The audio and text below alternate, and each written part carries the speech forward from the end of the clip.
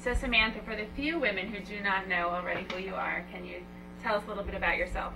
Sure. Well, I think I'm best known for creating the Expert's Guide series of books, which is a nonfiction series of books with Random House. I just published the fourth, which was the Expert's Guide to Doing Things Faster, and each of them has 100 how-to chapters by leading experts from Donald Trump to Rachel Ray.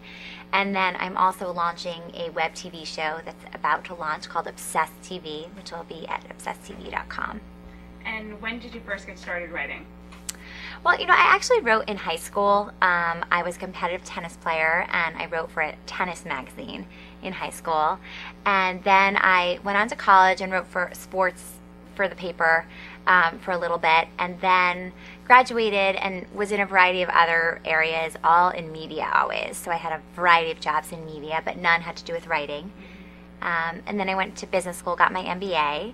And when I graduated, I was the only entrepreneur in my class, and I started a firm that did personal branding. But it was a little bit ahead of the time. No one knew what a people brand was, so it was a little bit of a challenge. But we represented everyone from sort of chefs to magicians, CEOs, and that entailed a lot of writing, but more of the PR side. And then I came up with this idea for a book, and I kind of did it as a hobby on the side.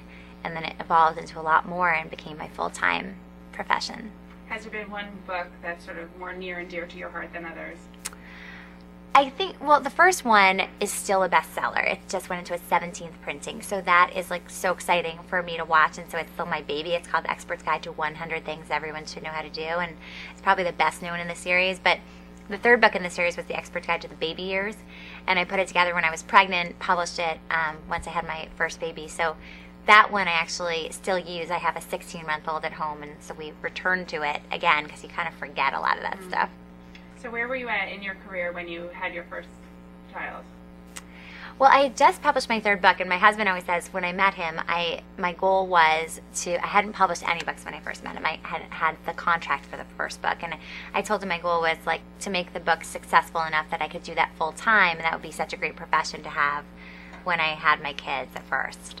And so that's what I did, but of course I'm never quite satisfied, so I always have to be doing something else. It's never enough for me.